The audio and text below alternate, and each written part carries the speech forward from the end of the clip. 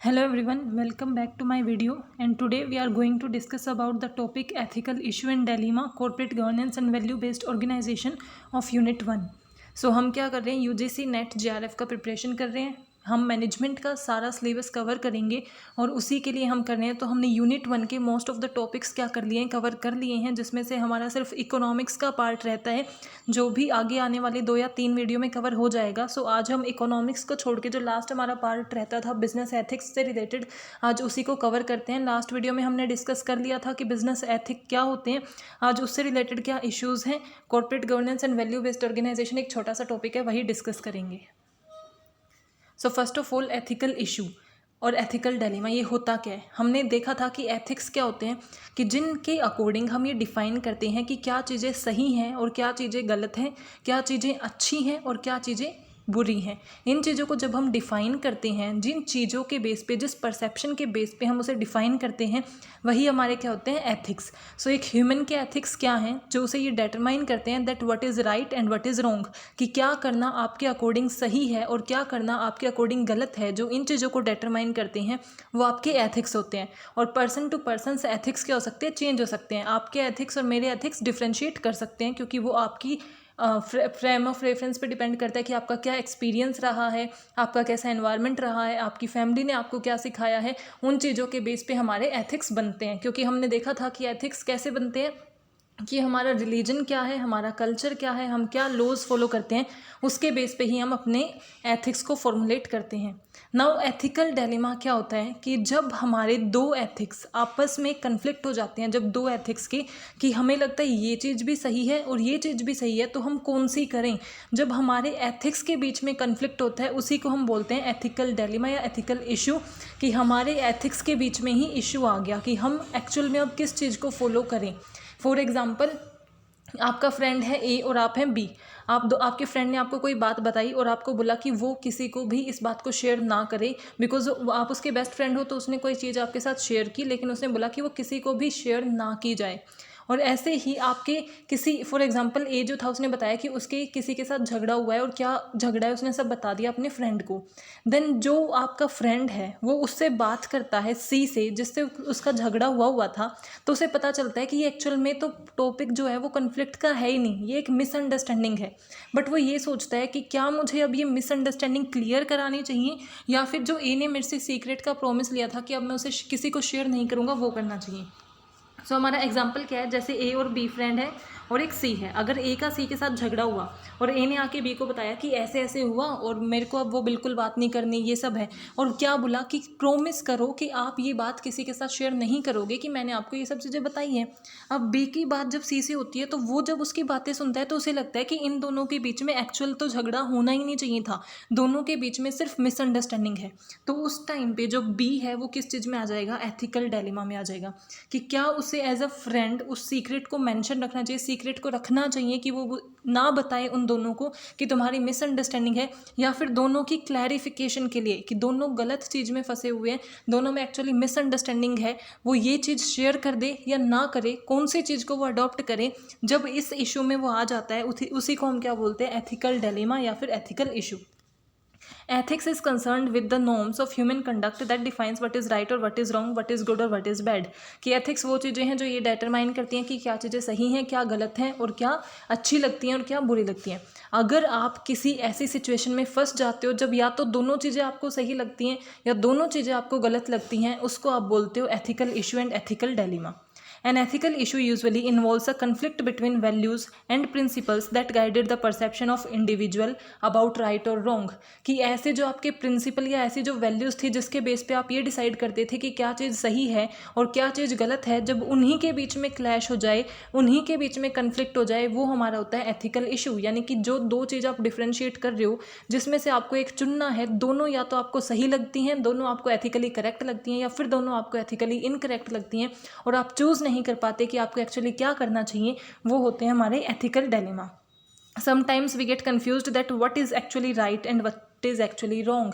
ये कब सिचुएशन, इस सिचुएशन में हम क्या फील करते हैं कि हमें एक्चुअल में समझ ही नहीं आता कि इस सिचुएशन में कौन सी चीज़ करना सही में गलत होगा या फिर सही होगा, कौन सी चीज़ गलत है, कौन सी राइट है, कौन सी रॉन्ग है। बिकॉज या तो आपको ऐसे लगने लग जाता है कि अगर मैं ये करूँगा दोनों चीज़ें गलत है, या फिर दोनों चीज़ें अपने अकॉर्डिंग जो है सही है, एक कंटेक्स्ट में दोनों चीज़ें क्या है, सही है। तो फिर जब आप सिचुएशन में आ जाते हो कि आप ये चूज़ ही नहीं कर पाते कि एक्चुअल में सबसे ज़्यादा एथिकल कौन सी है, वो आपका होता है एथिकल डिलेमा। अब वो किन किन सिचुएशंस में हो सकता है, जैसे ट्रुथ वर्सेस लॉयल्टी। अब हम लेके चलते हैं, फॉर एग्जांपल एक ऑर्गेनाइजेशन है, उसके अंदर नंबर ऑफ़ एम्प्लॉयज़ वर्क करते हैं। तो हमने लिया ए एम्प्लॉय है और बी एम्प्लॉय है, दोनों बहुत अच्छे फ्रेंड हैं। उनकी जो इनकम है या फिर उनको जो सैलरी मिलती है वो है 20,000 पर मंथ। ए ने बोला कि उसे नहीं लगता कि वो 20,000 पर मंथ से सेटिस्फाई है। 2 साल हो गई, दोनों साल से 20,000 ही मिलती आ रही है, ना कोई प्रमोशन मिल रहा है, ना कोई इंक्रीमेंशन हो रहा है। तो वो ए को कहता है कि मैं तो बहुत जल्द अब ये जॉब छोड़ने वाला हूँ, लेकिन ये बात तो किसी को नहीं बताएगा कि मैंने अभी से जॉब छोड़ने का प्लान कर लिया है। सो ये क्या 20,000 की सैलरी की वजह से वो डिससेटिस्फाइड था और उसने बी को बोला कि मैं जॉब छोड़ने वाला हूँ, बट ये किसी को शेयर मत करना। फिर बी को बॉस ने बुलाया या फिर उसके जो मैनेजर है उसने बुलाया और उसे बोला कि हम क्या कर रहे हैं, प्रमोशन प्लान कर रहे हैं और हम ए को सरप्राइज़ देंगे प्रमोशन का। अब बी के माइंड में क्या आया कि अगर बी ने सोचा कि मुझे बता के ये बोल रहे हैं कि ए को हमारा क्या, उसे प्रमोशन मिलेगा। तो तब वो ये सोचता है कि अब मुझे जाके ए को ये बता देना चाहिए कि जॉब मत छोड़ो बिकॉज आपको प्रमोशन मिल रहा है, या फिर मुझे बॉस को बता देना चाहिए कि उसे प्रमोशन मत दो, प्रमोशन मुझे दो बिकॉज वो तो जॉब छोड़ रहा है।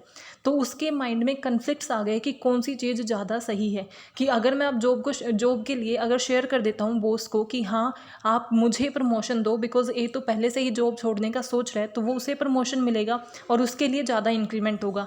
या फिर वो उस सीक्रेट को बनाए रखता है और ये सोचता है कि आगे जो होना है वो होता रहेगा, अभी मैं सीक्रेट रखूँगा कि मेरे को ए ने बोला था कि कुछ भी शेयर नहीं करना।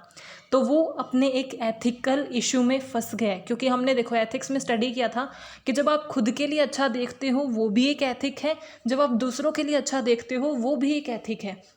तो वहाँ पे अब ये फंसा हुआ है कि ये खुद का अच्छा देखे या फिर ए के बारे में सोचे। जब आप ऐसी सिचुएशन में फंस जाते हो कि आप या ट्रुथ को चुनोगे या फिर लॉयलिटी को, यानी कि वो एज अ फ्रेंड लॉयलिटी को चुने कि अपने फ्रेंड के टुवर्ड्स वो लॉयल रहे और बॉस को कुछ ना बताए, या फिर ट्रुथ को चुने कि सच्चाई तो ये है कि वो तो जॉब छोड़ रहा है और मैं फिर भी जॉब करने वाला था, तो आप मुझे प्रमोशन दो। तो वो किस चीज़ को चुने, वो हमारा होता है ethical dilemma. Then individual versus community, यानी कि वो सिर्फ अपने खुद के बारे में सोचे। जैसे अब वो सिर्फ अपने बारे में सोचता तो क्या बोलता, सीधा बॉस को बोल देता कि आप उसे क्यों प्रमोशन दे रहे हो, वो तो मेरे को बोल रहा था कि मैं जॉब छोड़ूंगा, आप किसी और को प्रमोशन दो या फिर मुझे प्रमोशन दो। तो या खुद के बारे में सोचे या फिर सबके बारे में सोचे। जो चीज़ आपको ऐसा लगता है कि मेरे लिए, तो अब आप खुद के बारे में अच्छा सोचते हो, वो चीज़ गलत तो है नहीं, अगर आप चाहते हो आप ग्रोथ करो, ये सब गलत नहीं है। या फिर आप कम्युनिटी के बारे में सोचो। इन दोनों चीज़ों के बीच में जब आप फंस जाते हो वो भी एक एथिकल डिलेमा है।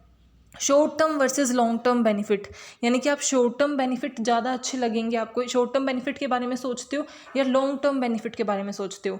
बिकॉज अगर वो उस बॉस को बता देता तो शॉर्ट टर्म के लिए तो उसे प्रमोशन मिल जाता, बट बाद में इंप्रेशन क्या पड़ता कि जो अपने फ्रेंड्स के भी लॉयल नहीं है, यानी कि जो उसके सबसे क्लोज था ऑर्गेनाइजेशन में, उसने उसे कुछ सीक्रेट शेयर किया था, सो उससे रहा नहीं गया, अपने बेनिफिट के लिए उसने वो शेयर कर दिया ताकि उसे प्रमोशन मिले। तो लॉन्ग टर्म में उनके लिए क्या हो सकता है, एक नेगेटिव इंप्रेशन पड़ सकता है कि क्या सीक्रेट इन्फॉर्मेशन इनके साथ शेयर की जा सकती है या नहीं की जा सकती।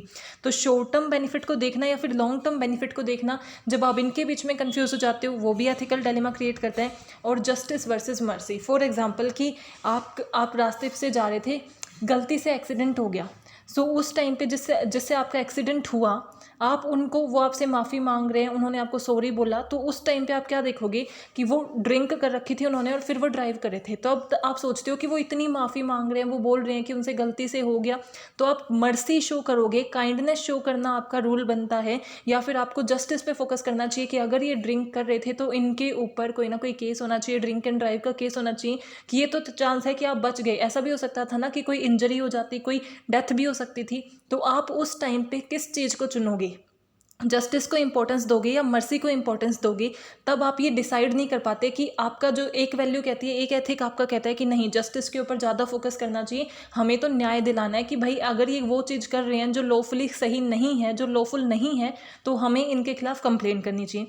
सेकेंड आपका एथिक क्या कहता है कि अगर आपसे कोई अपोलोजाइज कर रहा है, सॉरी बोल रहा है, तो आपको उसे माफ़ कर देना चाहिए, काइंडनेस शो करनी चाहिए। तो तब आप कन्फ्यूज़ हो जाते हो अपने खुद के ही एथिक्स के बीच में, वही हमारे एथिकल डिलेमा है।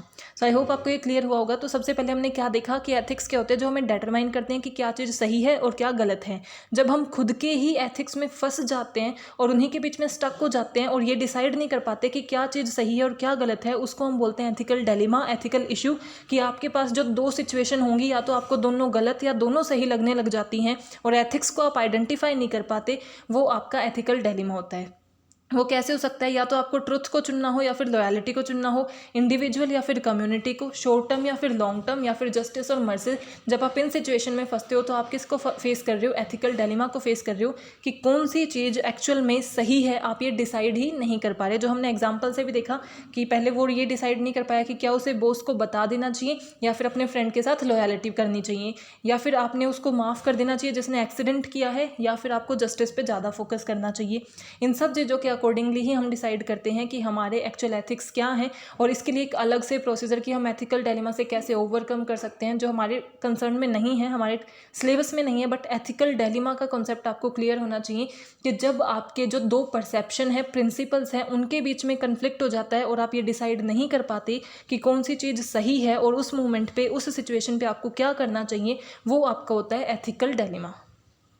Now reduce and resolve these issue. कुछ ऐसे नॉर्मल हैं कि आपकी ऑर्गेनाइजेशन में अगर आपके एम्प्लॉयज़ हैं वो एथिकल डिलेमा फेस कर रहे हैं, तो आप कैसे उसे रिड्यूस कर सकते हो कि आपको अच्छे से कोड ऑफ कंडक्ट बनाने चाहिए, यानी कि स्ट्रिक्ट रूल्स एंड रेगुलेशंस होने चाहिए ऑर्गेनाइजेशन के अंदर, कि कोई भी अगर इस बारे में सोचता है कि उन्हें आगे जाके मतलब ऑर्गेनाइजेशन को छोड़ना है, तो डायरेक्टली वो लेटर प्रोवाइड करें, या फिर कोई भी ऐसी चीज़ें स्प्रेड नहीं होंगी, र्यूमर्स स्प्रेड नहीं होंगे। तो एक strict rules, code and conduct follow होना चाहिए ऑर्गेनाइजेशन के अंदर, ताकि कुछ एथिक्स के अंदर कन्फ्लिक्ट हो ही ना।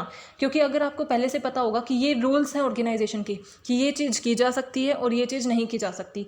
फॉर एग्जांपल कि आपका एक कलीग है, बहुत अच्छा कलीग है, और उसको क्या है, सिगरेट की एडिक्शन है। आपकी ऑर्गेनाइजेशन का रूल है कि वहाँ पे स्मोकिंग अलाउड नहीं है, बट आपको लगता है कि आपके जो कलीग है उसकी हेल्थ इतनी ज़्यादा एडिक्शन है कि उसे रिक्वायर्ड है उस टाइम पे सिगरेट। तो आप किस एथिकल डिलेमा में हो कि अब आप अपने जो एम्प्लॉय है या फिर जो कलीग है उसकी हेल्थ के बारे में सोचोगे, या फिर ऑर्गेनाइजेशन के रूल जो उसके बने हुए हैं उनके बारे में ध्यान दोगे। बट अगर रूल बहुत अच्छे से डिफाइन है कि स्मोकिंग किए तो एक्शन लिए जाएंगे, स्ट्रिक्ट एक्शन लिए जाएंगे, तो आप क्या करोगे, आपके पास चॉइस ही नहीं होगी, क्योंकि वो आप कर ही नहीं सकते। कोड ऑफ कंडक्ट में मेंशन है कि ये चीज़ यहाँ की ही नहीं जा सकती, तो आप एथिकल डिलेमा से बच सकते हो। लेकिन अगर रूल्स में ये नहीं होता कि स्मोकिंग नहीं, मतलब स्मोकिंग करना अलाउड नहीं है ऑर्गेनाइजेशन में, तो आप क्या करते, फिर आप चुनते कि आप स्मोकिंग अलाउड करोगे या नहीं करोगे। बट अगर रूल्स एंड रेगुलेशंस में, कंडक्ट में क्लियरली डिफाइंड है, तो आप एथिकल डिलेमा से बच सकते हैं। हाई स्किल्स के एम्प्लॉयज़ होने चाहिए, जिनके पास स्किल्स ज़्यादा होंगी, वो अपने एथिक्स को ज़्यादा अच्छे से समझ पाएंगे और अच्छे से डिसीजन मेकिंग कर पाएंगे, वो एथिकल इशू में कम आएंगे। यानी कि अगर आपके पास अच्छी कॉग्निटिव स्किल्स हैं, आप अच्छे से सोच सकते हो, आपकी अंडरस्टैंडिंग ज़्यादा बेटर है, तो आप पहचान सकते हो कि कौन सी चीज़ उस मोमेंट पे सही है। जो एम्प्लॉयज़ अच्छे एथिक्स को, गुड एथिक्स को मेंटेन करते हैं, उन्हें रिवॉर्ड देना चाहिए, सो दैट सभी गुड एथिक्स को फॉलो करें और एथिकल डिलेमा हो ही ना। ओपन कम्युनिकेशन रखना चाहिए कि अगर, एक तो हमने क्या बोला कि स्ट्रिक्ट रूल्स एंड रेगुलेशंस हो, एक open communication. Strict rules and regulation का मतलब क्या है कि क्या कर सकते हैं, क्या नहीं कर सकते, वो क्लियरली डिफाइन होना चाहिए। और ओपन कम्युनिकेशन का मतलब क्या है, ऐसा एनवायरनमेंट प्रोवाइड करना चाहिए कि अगर कोई एम्प्लॉय सेटिस्फाई नहीं है तो वो जाके अपने बॉस को, मैनेजर को ये बात सीधा बोल सके, और बाकियों के साथ डिस्कस करने की बजाय अगर वो सीधा बोलेगा तो किसी तरीके के इश्यूज और डिलेमा आएंगे ही नहीं। Then create ethical working environment, कि जितना हो सके उतना ज़्यादा आपको सपोर्ट करना चाहिए कि वर्किंग एनवायरनमेंट आपका एथिकल हो, और ऐसे सिचुएशंस को अवॉइड करने की कोशिश करनी चाहिए कि आप ऐसी सिचुएशन में फंसो ही ना, स्टक ही ना हो। तो अभी तक हमने क्या डिस्कस किया कि सबसे पहले एथिकल डिलेमा होता क्या है, एथिक्स का मीनिंग क्या होता है, और एथिकल डिलेमा का मीनिंग क्या होता है, उसके क्या क्या डिफरेंट सिचुएशंस हैं और उनको हम कैसे ओवरकम कर सकते हैं। Now value based organization. Value based organization क्या होती है, सबसे पहले उसके लिए आपको पता होना चाहिए वैल्यूज़ क्या होती हैं। Values are the specific mode of conduct or the state of existence is personally or socially preferable, it can be learned from parents, teachers और friends। कि इन्हें आप वैल्यूज़ को क्या कर सकते हो, आप अपने पेरेंट्स से, अपने टीचर से, अपने फ्रेंड से, सोसाइटी से सीख सकते हो। और वैल्यूज़ क्या हैं, आप नहीं बोलते कि मेरी लाइफ की ये वैल्यूज़ हैं, तो वैल्यूज़ मतलब कुछ ऐसी चीज़ें, कुछ ऐसे प्रिंसिपल्स जो आप भी प्रेफर करते हो कि हमें ऐसे ही करना चाहिए, और सोसाइटी में भी उन्हीं को प्रेफर किया जाता है कि ऐसे काम ही करने चाहिए। एथिक्स क्या होते हैं कि आपकी वो थिंकिंग जो आपको डिटरमाइन करिए कि क्या चीज़ सही है और क्या गलत है। और वैल्यूज़ क्या हैं, जो प्रेफर की जाती हैं। सोसाइटी भी ये प्रेफर करती है कि एक पर्सन को ऐसे ही बिहेव करना चाहिए, और ऑर्गेनाइजेशन भी प्रेफर करती है कि हमें ऐसे ही करना चाहिए। इसमें गलत सही कुछ नहीं, कुछ प्री डिटरमाइंड थिंग्स होती हैं कि हम इसी तरीके से रहेंगे, वो हमारी क्या होती है, वैल्यूज़। कि मैं किसी के साथ भी अनफेयर नहीं करूँगी, ये मेरी वैल्यूज़ हैं। एथिक्स क्या डिटरमाइन करेंगी कि किसी के साथ पार्शियलिटी करना गलत है और हमेशा इक्वालिटी मेंटेन करना सही है। वो मेरे एथिक्स हैं जो मुझे सिर्फ ये बताते हैं कि ये चीज़ मेरे लिए सही है और ये गलत है। और वैल्यूज़ क्या करती हैं, मेरे प्रिंसिपल्स को बताती हैं कि मैं ऐसा ही करती हूँ, ये मेरी वैल्यूज़ हैं। सो वैल्यूज़ हमें डिटरमाइन करती हैं कि हमारे क्या प्रिंसिपल्स हैं जो हम प्रेफर करते हैं परफॉर्म करना, और सोसाइटी प्रेफर करती है कि लोग ऐसे ही होने चाहिए। सो वैल्यू बेस्ड ऑर्गेनाइजेशन क्या हुई, उस तरीके की ऑर्गेनाइजेशन जो वैल्यू की फ़िलॉसफी को फॉलो करती हैं, और वो सोचती हैं कि ज़्यादा से ज़्यादा वैल्यू पे फोकस किया जाए, ज़्यादा से ज़्यादा वैल्यू क्रिएट की जाए। जितने भी स्टेक होल्डर्स हैं उस ऑर्गेनाइजेशन के अंदर कुछ रूल्स होंगे, कुछ रेगुलेशंस होंगी, कुछ प्रिंसिपल्स होंगे, यानी कि वैल्यूज़ बना दी जाती हैं कि ऑर्गेनाइजेशन इन्हीं वैल्यूज़ के ऊपर वर्क करेगी। जितना भी मैटर वैल्यू के अंदर लिखा होगा, जितनी भी चीज़ें वो वैल्यू के अंदर डिसाइड करेंगी, वो उन सब को फॉलो करेंगी, सो दैट एक अच्छी ऑर्गेनाइजेशन बिल्ड कर ली जाए। और वो वैल्यूज़ कैसी होंगी, जिससे जो हमारे स्टेक होल्डर्स हैं, यानी कि जितने लोग भी हमारी ऑर्गेनाइजेशन से जुड़े हुए हैं, उनके इंटरेस्ट को इम्प्रूव किया जा सके, उन्हें बेनिफिट प्रोवाइड किया जा सके। सो वैल्यू बेस्ड ऑर्गेनाइजेशन क्या है, ऐसी ऑर्गेनाइजेशन जो वैल्यूज़ के ऊपर बेस्ड है, यानी कि जो ऐसे काम करेगी जो सोशली प्रेफरेबल हैं और एक ऑर्गेनाइजेशन के लिए प्रेफरेबल हैं। पहले से कुछ पॉइंट डिसाइडेड होंगे, वैल्यूज़ डिसाइडेड होंगे, उन्हीं को फॉलो करके ऑर्गेनाइजेशन वर्क करेगी। और वो पॉइंट्स कैसे डिसाइड किए जाएंगे, वो कुछ ऐसे पॉइंट्स होंगे जो जितने भी जुड़े हुए लोग हैं ऑर्गेनाइजेशन से, उन सबको बेनिफिट प्रोवाइड कराएं। A value-based organization is a culture formed by a clear set of rules and establishing a foundation and principles for the decision-making action and sense of community। यानी कि ऑर्गेनाइजेशन के अंदर ऐसे कुछ रूल्स एंड प्रिंसिपल्स बना देना जो पहले से डिफाइन कर रहे हैं कि हम अपनी जैसे भी एक्शन लेते हैं, जैसा भी बिहेव करते हैं, हमारी ऑर्गेनाइजेशन के पर्सन, जो भी डिसीजन मेकिंग होती है, वो सब इन वैल्यूज़ के ऊपर बेस्ड होती है। जिस ऑर्गेनाइजेशन की वर्किंग बेस्ड होती है वैल्यूज़ के ऊपर, उसी को हम बोलते हैं वैल्यू बेस्ड ऑर्गेनाइजेशन, ताकि वो अपने स्टेक होल्डर्स को बेनिफिट प्रोवाइड कर सके। इसकी फेजेस क्या होती हैं कि सबसे पहले आपको डायग्नोज, वैल्यू बेस्ड ऑर्गेनाइजेशन में सबसे इंपॉर्टेंट कॉन्सेप्ट है कि इसके अंदर आती है स्टेटमेंट। आपको एक स्टेटमेंट दी जाएगी और आपको ये आइडेंटिफाई करना है कि ये किस चीज़ की डेफिनेशन है या फिर किस चीज़ से रिलेटेड स्टेटमेंट है। तो वैल्यू बेस्ड ऑर्गेनाइजेशन एक ऐसी ऑर्गेनाइजेशन है जिसके अंदर सबसे ज़्यादा फोकस वैल्यूज़ पे किया जाता है, प्रिंसिपल्स पे किया जाता है, सो दैट आपके स्टेक होल्डर्स का इंटरेस्ट जो है वो इंप्रूव किया जा सके। जिसके अंदर सबसे पहले आप क्या करते हो, डायग्नोज करते हो, यानी कि जो क्लियर करंट में जो आपका कल्चर है उसे स्टडी करते हो कि फिलहाल आपकी ऑर्गेनाइजेशन में कैसा कल्चर फॉलो किया जा रहा है। देन आप डिफाइन करते हो कि कौन सी नई वैल्यूज़ आप इंट्रोड्यूस करना चाहते हो, उन वैल्यूज़ को डिस्क्राइब करते हो कि ये 5 चीज़ें हम ऑर्गेनाइजेशन के रूल्स के अंदर ऐड करना चाहते हैं, वैल्यूज़ में ऐड करना चाहते हैं कि हमारी ऑर्गेनाइजेशन की ये वैल्यूज़ हैं। फॉर एग्जाम्पल हम कहें कि हमारी ऑर्गेनाइजेशन की वैल्यू है कि वो सोसाइटी के लिए बहुत ज़्यादा वर्क करती है, तो वो हमने अपनी रूल्स में डाल दिया, वैल्यूज़ में डाल दिया कि हम सोसाइटी को प्रेफर करते हैं, हमने अपनी प्रेफरेंस में डाल दिया कि हम सोसाइटी और एनवायरनमेंट के लिए काम करना पसंद करते हैं। और करते भी हैं वो काम। वो हमारी क्या हो जाएगी, वो वैल्यू बन जाएगी हमारी ऑर्गेनाइजेशन की। लोग हमें उसी से जानेंगे कि ये ऑर्गेनाइजेशन एनवायरनमेंट के लिए भी वर्क करती है। वो हमारी होती है वैल्यू बेस्ड ऑर्गेनाइजेशन, यानी कि जो अपनी वैल्यूज़ पे फोकस करती हैं, उन्हें फॉलो करती हैं।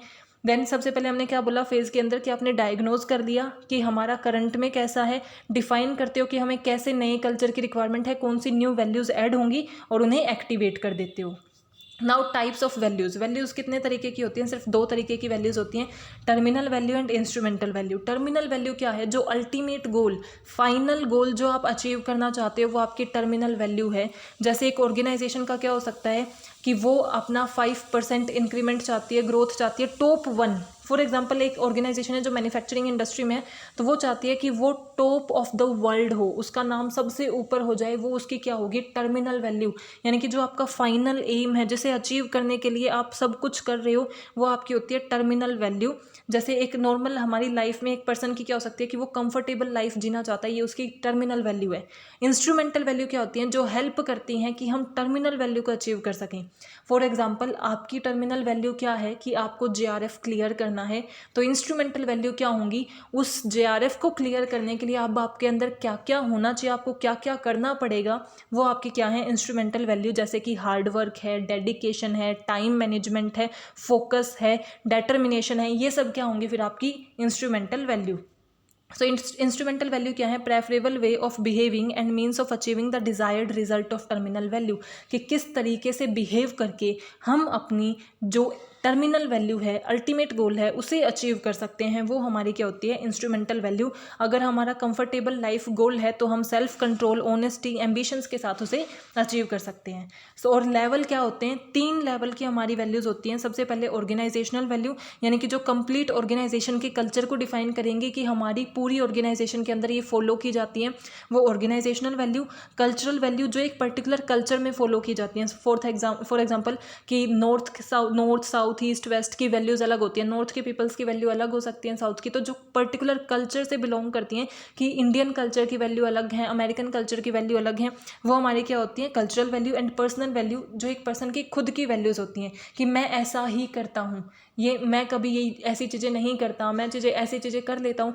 फॉर एग्जांपल कि आपका है कि मैं कभी नाइट आउट्स पे नहीं जाती, सो वो आपकी पर्सनल चॉइस है, वो आपकी पर्सनल वैल्यू है। सो ये आप खुद चुनते हो कि आपको क्या करना है। Personal value that are related to a particular individual, सिर्फ एक पर्टिकुलर इंडिविजुअल से जो रिलेट करती हैं।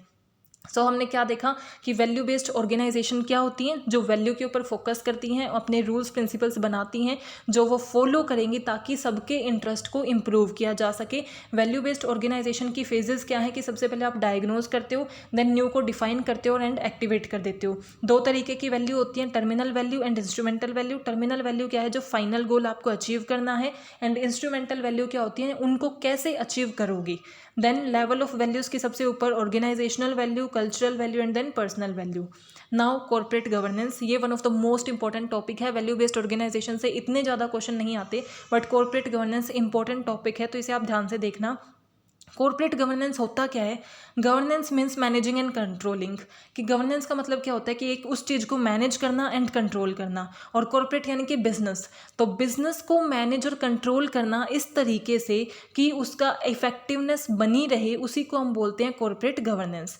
Government process of a making and enforcing decision within an organization or the society, it involves balancing the interest of a company stakeholders such as shareholder, customer, supplier and the government or community। यानी कि corporate governance का मतलब क्या है, control करना और manage करना हमारी ऑर्गेनाइजेशन को, ताकि हम जितने भी लोग हमारी ऑर्गेनाइजेशन के अंदर हैं उन सब के इंटरेस्ट को मैनेज कर सकें, सबको बेनिफिट प्रोवाइड कर सकें जो भी हमारी ऑर्गेनाइजेशन से जुड़ा हुआ है। जैसे कि कस्टमर हैं, सप्लायर्स हैं, वेंडर हैं, गवर्नमेंट है, कम्युनिटी है, पब्लिक है, सोसाइटी है, एनवायरनमेंट है, जितने भी लोग हमारी ऑर्गेनाइजेशन से जुड़े हुए हैं उन सब के इंटरेस्ट को सेफगार्ड करने के लिए, उन सब को बेनिफिट प्रोवाइड किया जा सके, उस चीज़ के लिए जब हम अपने ऑर्गेनाइजेशन को कंट्रोल एंड मैनेज करते हैं, उसी को हम क्या बोलते हैं, कॉर्पोरेट गवर्नेंस।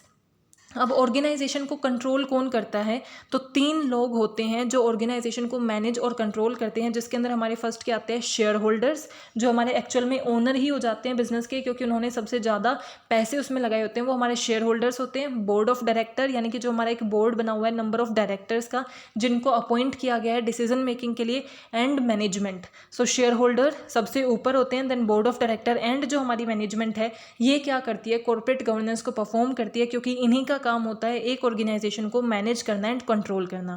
तो कॉर्पोरेट गवर्नेंस क्या है, एक ऐसी प्रोसेस है जिसके अंदर हम ऐसे डिसीजंस लेते हैं ताकि ऑर्गेनाइजेशन से रिलेटेड जितने भी लोग हैं उन सबको बेनिफिट प्रोवाइड किया जा सके, इस कंटेक्स्ट में जब हम अपनी ऑर्गेनाइजेशन को क्या करते हैं, मैनेज और कंट्रोल करते हैं। Basic pillar of corporate governance क्या है कि सबसे हम कैसे ऐसा कर सकते हैं, कैसे मैनेज कर सकते हैं ऑर्गेनाइजेशन को। सो उसके 4 पिलर्स क्या हैं कि आपकी ऑर्गेनाइजेशन में अकाउंटेबिलिटी होनी चाहिए, ट्रांसपेरेंसी होनी चाहिए, फेयरनेस होनी चाहिए एंड रिस्पॉन्सिबिलिटी होनी चाहिए। अकाउंटेबिलिटी का मतलब क्या है, जितने भी लोग आपके ऑर्गेनाइजेशन में काम कर रहे हैं सब ये समझें कि जो काम वो परफॉर्म कर रहे हैं उनके लिए वो आंसरेबल भी हैं। अगर वो बुरा परफॉर्म करते हैं, अगर उनकी परफॉर्मेंस में कोई वीकनेस है तो उसके लिए वो आंसरेबल हैं। सब अपनी अकाउंटेबिलिटी को समझते हों तभी आप क्या कर सकते हो, अच्छा परफॉर्म कर सकते हो और कॉर्पोरेट गवर्नेंस को इंश्योर कर सकते हो। बिकॉज हमारे ये जो मैनेजर्स हैं, जो भी मैनेज करते हैं, वो सिर्फ आपको प्रोवाइड कर सकते हैं कि ये पॉलिसी है, ये काम आपको परफॉर्म करना है, बट परफॉर्म एक्चुअल में कौन करेंगे, हमारे वर्कर्स और एम्प्लॉयज़ ही परफॉर्म करेंगे। तो उनके पास अकाउंटेबिलिटी होनी चाहिए कि जैसा वो परफॉर्म करें उनके लिए वो आंसरेबल हैं, कि उन्होंने इतना बुरा अगर परफॉर्म किया तो वो क्यों किया, उसके लिए वो आंसरेबल होंगे। सो वो अकाउंटेबिलिटी अगर प्रोवाइड करते हैं तभी हम एक अच्छी कॉर्पोरेट गवर्नेंस यानी कि मैनेजमेंट कर सकते हैं। ट्रांसपेरेंसी होनी चाहिए, यानी कि कोई भी चीज़ हिडन नहीं होनी चाहिए। ऐसा नहीं होना चाहिए कि ये क्लियर ही नहीं है किसको किसके साथ कम्युनिकेट करना है, किसको किसे रिपोर्ट करना है, या फिर ऐसा भी ना हो कि बहुत ही छुप छुप के बातें हो रही हैं। एक ऑर्गेनाइजेशन में हिडन चैट्स नहीं होनी चाहिए, ऐसी चीज़ें नहीं होनी चाहिए जो ऑर्गेनाइजेशन को हार्म कर सके। सब कुछ क्लियर होना चाहिए, ट्रांसपेरेंट होना चाहिए कि किसी को ये ना लगे कि उसके साथ फ्रॉड हो रहा है। फेयरनेस होनी चाहिए, यानी कि इक्वालिटी होनी चाहिए, सबको इक्वल ट्रीट किया जाना चाहिए। अगर इक्वली हमारी मैनेजर जो है या मैनेजमेंट है वो इक्वली ट्रीट करती है तो ऑटोमेटिकली आप उनको इंटरेस्ट प्रोवाइड कर रहे हो। अगर आपके जितने भी एम्प्लॉयज़ हैं उन सबको आप फेयरली ट्रीट कर रहे हो तो एक इंटरेस्ट, इसका मतलब क्या है कि आप एम्प्लॉयज़ का इंटरेस्ट सेफ गार्ड कर रहे हो, उनके साथ कोई भी डिस्क्रिमिनेशन नहीं होने दे रहे, जिससे वो ज़्यादा बेटर परफॉर्म करेंगे तो कस्टमर को ज़्यादा बेटर सर्विसेज मिलेंगी, तो कस्टमर का भी इंटरेस्ट इंप्रूव हो रहा है। उन्हें ज़्यादा बेटर सर्विसेज मिलेंगी तो आपका इनकम इंक्रीज होगा, तो इसका मतलब इन्वेस्टर्स को ज़्यादा पैसे मिलेंगे। सो एक चीज़ से लिंक सारी चीज़ें होती हैं। सो आपको फेयरनेस के ऊपर डिपेंड होना चाहिए, यानी कि उसको अच्छे से करना चाहिए। एंड रिस्पॉन्सिबिलिटी, जितने भी लोग हैं वो अपनी रिस्पॉन्सिबिलिटी को, अपनी ड्यूटी को समझें और उसे परफॉर्म करने पे फोकस करें कि वो कहीं ना कहीं ऑर्गेनाइजेशन की वर्किंग के लिए, ऑर्गेनाइजेशन के गोल के लिए रिस्पॉन्सिबल हैं और उन्हें अपनी रिस्पॉन्सिबिलिटी को फुल एफर्ट्स के साथ परफॉर्म करना है, सो दैट हम अल्टीमेट जो गोल है उसे अचीव कर पाए। सो हमने देखा कि कॉर्पोरेट गवर्नेंस का मीनिंग क्या होता है, उसके पिलर्स क्या हैं। अब है मॉडल्स ऑफ कॉर्पोरेट गवर्नेंस कि कौन कौन से मॉडल्स होते हैं जो हम फॉलो कर सकते हैं कॉर्पोरेट गवर्नेंस में, यानी कि कैसे मैनेज कर सकते हैं। सो सबसे पहले है अमेरिकन मॉडल, जिसको हम एंग्लो सॉक्सन मॉडल भी बोलते हैं। ये कहाँ फॉलो किया जाता है, अमेरिकन मॉडल नेम है तो यूएसए में, यूके में एंड ऑस्ट्रेलिया में। यूएसए में तो फॉलो किया ही जाता है, उसके अलावा यूके एंड ऑस्ट्रेलिया में भी अमेरिकन मॉडल को फॉलो किया जाता है। ये किसने गवर्न किया है, सार्बेन्स ऑक्सले एक्ट के अंदर आता है। एंड ये हमारा ऐसा मॉडल है जो किसके ऊपर फोकस करता है, शेयर होल्डर्स के ऊपर, यानी कि जिन लोगों ने, जो इन्वेस्टर्स हैं हमारी ऑर्गेनाइजेशन में, जिन्होंने पैसे लगाए हैं, शेयर होल्डर्स के ऊपर फोकस करने वाला मॉडल है। देखो, बिजनेस कॉर्पोरेट गवर्नेंस का मतलब क्या है, बिजनेस को मैनेज एंड कंट्रोल करना। तो मॉडल्स क्या डिटरमाइन करते हैं कि उसे कौन मैनेज, कौन कंट्रोल करेगा। सो अमेरिकन मॉडल क्या कहता है, जो शेयर होल्डर्स को चूज करता है, सबसे ज़्यादा फोकस शेयर होल्डर्स पे करता है कि हमारे बिजनेस को गवर्न कौन करेंगे, मैनेज एंड कंट्रोल कौन करेंगे, शेयर होल्डर्स।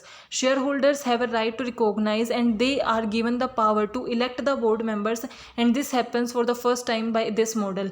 कि इससे पहले इस मॉडल से पहले शेयर होल्डर्स की उस इंपॉर्टेंस को आइडेंटिफाई नहीं किया गया था। अमेरिकन मॉडल ने बोला कि सबसे ज़्यादा इंपॉर्टेंट जो है उनका राइट है, जो हमारी ऑर्गेनाइजेशन में पैसे लगा रहे हैं और जो हमारे बोर्ड ऑफ डायरेक्टर है या मैनेजर्स है, उनको चुनने का राइट किसे दिया गया, शेयर होल्डर्स को। सिर्फ शेयर होल्डर चुनेंगे कि हमारे बोर्ड ऑफ डायरेक्टर में कौन कौन से मेंबर्स होंगे। और बोर्ड ऑफ डायरेक्टर क्या करते हैं, फिर मैनेजमेंट करते हैं। Managers are professional ones with knowledge and skills to manage the business. यानी कि मैनेजर क्या होते हैं, जिनके पास स्किल्स होती है, नॉलेज होती है, और वो अपनी ऑर्गेनाइजेशन के कामों को मैनेज करते हैं, डिसीजन मेकिंग करते हैं। But according to American model की मैनेजमेंट तो कौन करेंगे, बोर्ड ऑफ डायरेक्टर्स करेंगे, मैनेजर्स करेंगे, बट इन्हें अपॉइंट कौन करेगा, हमारे शेयर होल्डर्स अपॉइंट करेंगे, अकेले शेयर होल्डर्स, और कोई उसमें इन्वॉल्व नहीं होगा। अकॉर्डिंग टू अमेरिकन मॉडल कि शेयर होल्डर्स यानी कि जो इन्वेस्ट कर रहे हैं आपकी ऑर्गेनाइजेशन में, उनका राइट सबसे ज़्यादा है, इसीलिए जो मैनेजमेंट है उसे कौन अपॉइंट करेगा, हमारे शेयर होल्डर्स।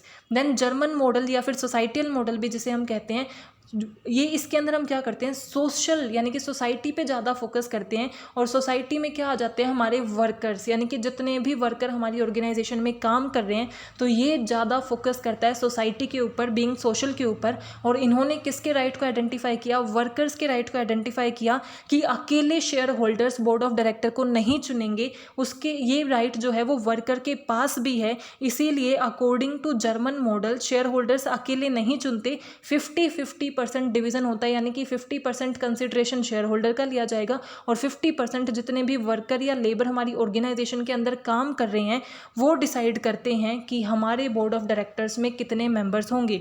अब लेबर तो बहुत ज़्यादा होते हैं, तो हम क्या करते हैं, जो लेबर्स को रिप्रेजेंट करती है लेबर यूनियन, वो और शेयर होल्डर मिलकर क्या करते हैं, बोर्ड ऑफ डायरेक्टर को डिसाइड करते हैं। सो share holder do not entirely decide the governance mechanism, यानी कि कौन मैनेज करेगा उसे अकेले शेयर होल्डर डिसाइड नहीं करते। 50% share holders and 50% is labour union, यानी कि जो लेबर्स को रिप्रेजेंट कर रही हैं वो इलेक्ट करते हैं हमारे बोर्ड ऑफ डायरेक्टर्स को। तो सबसे पहले था अमेरिकन मॉडल जिसके अंदर सिर्फ शेयर होल्डर इलेक्ट करते हैं, देन जर्मन मॉडल जिसके अंदर shareholders and workers 50-50 elect करते हैं बोर्ड ऑफ डायरेक्टर को, then Japanese model. Japanese model में क्या है, क्योंकि जो जापान में ज़्यादा फॉलो किया जाता है, इसके अंदर उन्होंने किसकी इंपॉर्टेंस को आइडेंटिफाई किया, बैंक एंड फाइनेंशियल इंस्टीट्यूशंस। इनको क्यों आइडेंटिफाई किया, क्योंकि जापान में जितनी भी हमारी ऑर्गेनाइजेशंस हैं ज़्यादातर उनकी जो फंडिंग है, ज़्यादातर उनके पास जो पैसा आता है वो बैंक या फाइनेंशियल इंस्टीट्यूशंस की वजह से आता है। दैट्स वाई इन्होंने ज़्यादा इंपॉर्टेंस प्रोवाइड की इनको, यानी कि बैंक और फाइनेंशियल इंस्टीट्यूशंस के पास भी राइट है कि वो एक ऑर्गेनाइजेशन की मैनेजमेंट को डिसाइड कर सकें कि ऑर्गेनाइजेशन को कौन मैनेज करेगा। सो इसके अंदर उन्होंने क्या बोला, जैसे फर्स्ट में सिर्फ अमेरिकन में सिर्फ शेयर होल्डर, जर्मन में शेयर होल्डर प्लस वर्कर्स 50-50 था, इसके अंदर जापानीज में share holders plus bank and financial institutions के बीच में 50-50 होगा कि ये दोनों मिलके, जो दोनों मिलेंगे, दोनों डिस्कस करके बोर्ड ऑफ डायरेक्टर को चुनेंगे, अकेले शेयर होल्डर नहीं चुनेंगे, उनके साथ बैंक्स एंड फाइनेंशियल इंस्टीट्यूशंस मिलके ये डिसाइड करेंगे। देन है इंडियन मॉडल। इंडियन मॉडल क्या है, जो कंबाइंड फीचर लेके चलता है American, German and Japanese model का, यानी कि कभी शेयर होल्डर्स भी जुड़ेंगे, वर्कर्स भी जुड़ेंगे, शेयर होल्डर का भी राइट होगा डिसाइड करने में, लेबर यूनियन को भी लिया जाएगा, और बैंक एंड फाइनेंशियल इंस्टीट्यूशंस जो जुड़े हुए हैं हमारी ऑर्गेनाइजेशन से, सब पॉइंट्स को मिला के हम क्या करते हैं, बोर्ड ऑफ डायरेक्टर को चुनते हैं। वो हमारा इंडियन मॉडल होता है, जो किसके अंदर आता है, इंडियन कंपनीज एक्ट 1956, जो अब 2013 के बाद अमेंड हो गया, इंडियन कंपनीज एक्ट 2013। उसके अंदर डिफाइंड है कि ऑर्गेनाइजेशन की एक पर्टिकुलर हायरार्की होगी, जिसमें डिफाइन होगा कि सबसे ऊपर बोर्ड ऑफ डायरेक्टर्स हैं या फिर सीईओ है, बोर्ड ऑफ डायरेक्टर, जैसे भी उनकी हायरार्की है वो प्री डिटरमाइन होगी, सारे लेवल डिफाइन होंगे, एंड इन सबको मिला के आप डिसाइड करोगे कि आपके बोर्ड ऑफ डायरेक्टर्स या फिर गवर्नेंस कौन करेगा। सो इंडियन मॉडल क्या बोला जाता है, इन तीनों मॉडल का एक कॉम्बिनेशन बोला जाता है। सो सबसे पहले हमने क्या देखा था कॉर्पोरेट गवर्नेंस के अंदर, कि वो क्या है, ऑर्गेनाइजेशन को मैनेज एंड कंट्रोल करना, ताकि स्टेक होल्डर्स हैं, यानी कि जितने भी हमारे पीपल हैं जो रिलेट करते हैं ऑर्गेनाइजेशन के, उनके इंटरेस्ट को प्रोटेक्ट किया जा सके एंड सेफ गार्ड किया जा सके। इसके पिलर्स क्या होते हैं, accountability, transparency, fairness and responsibility. इसके मॉडल्स में सबसे पहले अमेरिकन मॉडल जिसमें सिर्फ शेयर होल्डर डिसाइड करते हैं, जर्मन मॉडल जिसमें शेयर होल्डर प्लस हमारे वर्कर्स यानी कि लेबर यूनियन डिसाइड करती है, जापानीज में bank and financial institutions and share holder, and Indian model is a combination of other models. Now theories of corporate governance, की इसके अंदर हम कौन सी थ्योरीज को फॉलो करते हैं जब भी हम मैनेजमेंट करते हैं, तब मॉडल क्या डिटरमाइन करते हैं कि मैनेजमेंट कौन करेगा, और थ्योरीज क्या डिटरमाइन करती हैं कि उनके क्या रोल होंगे और वो कैसे की जाएगी। तो सबसे पहले है एजेंसी थ्योरी, नेम ही सजेस्ट कर रहा है एजेंसी, यानी कि इसमें managers as a agent work करेंगे। एजेंट क्या होते हैं, जो किसी और के लिए वर्क करते हैं और अपने काम के लिए सिर्फ कमीशन लेते हैं। So manager act as agent of organization and shareholders and promoter are the principals. Principals वो होते हैं जो आपके एजेंट को अपॉइंट करते हैं, तो आपके शेयर होल्डर्स और जो प्रमोटर्स हैं वो क्या है, प्रिंसिपल्स हैं जो अपॉइंट करते हैं आपके एजेंट्स को, जो हमारी मैनेजर्स हैं, और ये शेयर होल्डर्स मैनेजर को उनके काम के लिए कमीशन प्रोवाइड करेंगे क्योंकि वो उनके एजेंट हैं। सो इसके अंदर मैनेजर का रोल एजेंट का होता है, इसीलिए इसका नाम क्या है, एजेंसी थ्योरी। सो एजेंसी थ्योरी के अंदर जो हमारे शेयर होल्डर्स हैं वो हमारे प्रिंसिपल्स होते हैं, जिनका काम क्या होता है, अपॉइंट करना एजेंट्स को, जो हैं हमारे मैनेजर्स, ताकि हमारी ऑर्गेनाइजेशन को गवर्न किया जा सके। Management is appointed by the owners to run the business and managers they get commission for their working in the organization. यानी कि जो हमारे शेयर होल्डर्स हैं वो मैनेजर्स को अपॉइंट करते हैं और managers as a agent work करते हैं ऑर्गेनाइजेशन के अंदर और उन्हें उसके लिए कमीशन दी जाती है। इसकी एक वीकनेस क्या होती है कि अगर वो एजेंट वर्क करते हैं ना तो उन्हें लगता है कि वो ऑर्गेनाइजेशन से कनेक्टेड नहीं है, उनका सिर्फ जो रिस्पॉन्सिबिलिटी है वो उस प्रिंसिपल के लिए है कि उसने मुझे काम दिया है मैं वो कर दूं, तो उनकी जो कंप्लीट एफर्ट्स हैं वो नहीं देते बिकॉज वो अपने आप को एक पार्ट नहीं समझते, सिर्फ एजेंट समझते हैं। देन स्टीवोर्ड थ्योरी, स्टीवोर्ड का मतलब क्या होता है, केयर टेकर। सो उसमें क्या रोल था मैनेजर का, एज अ एजेंट। इसके अंदर मैनेजर का रोल है एज अ केयर टेकर, यानी कि वो as a guardian of business role करेगा। वो कोई एजेंट नहीं है, वो एज अ गार्डियन है, एज अ केयर टेकर वो क्या करता है, रोल करता है।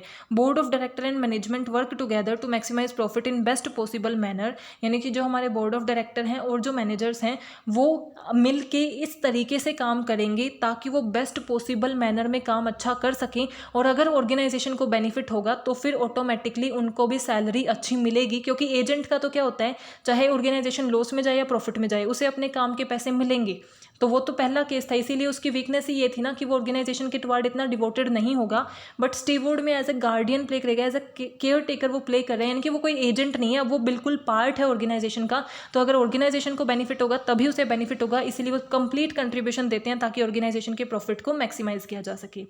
Then stakeholders theory, stakeholders theory क्या कहती है कि इसके अंदर सबसे ज़्यादा फोकस हमारे स्टेक होल्डर्स पे किया जाएगा। स्टेक होल्डर्स कौन होते हैं, जितने भी लोग ऑर्गेनाइजेशन से कनेक्ट करते हैं। It suggest that a business must seek to maximize values for its stakeholders and it focus on the interconnectivity between the business and those who stake in it, यानी कि जितने भी लोग जिनका भी हमारी ऑर्गेनाइजेशन में थोड़ा भी कंट्रीब्यूशन है, पार्ट है, स्टेक है, उन सबको मैक्सिमाइज, उन सब की वैल्यू को मैक्सिमाइज करने के लिए फोकस जो थ्योरी करती है वो है स्टेक होल्डर थ्योरी। जैसे कि हमारे कस्टमर हैं, एम्प्लॉयज़ हैं, इन्वेस्टर्स हैं, supplier, community, government, environment, society, जितने भी लोग हमारी ऑर्गेनाइजेशन में, जितने भी पर्सन्स हमारी ऑर्गेनाइजेशन के स्टेक होल्डर्स हैं उससे जुड़े हुए हैं, उन सब की वैल्यूज़ को मैक्सिमाइज करने पे जो फोकस करती है वो हमारी क्या होती है, स्टेक होल्डर थ्योरी। यानी कि मैनेजमेंट ऐसे की जाएगी कि सभी स्टेक होल्डर्स को बेनिफिट प्रोवाइड किया जा सके। And share holder theory name ही सजेस्ट कर रहा है, सिर्फ शेयर होल्डर के बारे में सोचती है, जिसको आप शेयर होल्डर भी बोल सकते हो, स्टॉक होल्डर भी बोल सकते हो। So the only reason management is working on the behalf of shareholder is to deliver maximum return to them इधर इन फॉर्म ऑफ डिविडेंड और इन शेयर प्राइस। यानी कि सिर्फ और सिर्फ शेयर होल्डर पे फोकस किया जाता है कि जो हमारे इन्वेस्टर्स हैं, जो हमारे बिजनेस में पैसा लगा रहे हैं, उनका ज़्यादा से ज़्यादा बेनिफिट हो सके, वो हमारी शेयर होल्डर थ्योरी होती है। या तो उन्हें डिविडेंड ज़्यादा प्रोवाइड किया जा सके या फिर उनके शेयर प्राइस को इंक्रीज़ किया जा सके। Managers have an ethical duty to owners to generate significant value for them, यानी कि जो भी हमारे शेयर होल्डर्स हैं उनके लिए उनकी रिस्पॉन्सिबिलिटी होती है एंड ड्यूटी होती है कि उनके लिए सबसे ज़्यादा वैल्यू क्रिएट की जा सके, उनकी सिग्निफिकेंस को अंडरस्टैंड किया जा सके। So I hope you are clear with this topic. Today we discuss about ethical issue, then corporate governance and value based organisation. If you have any doubt please mention in comment section. Thank you.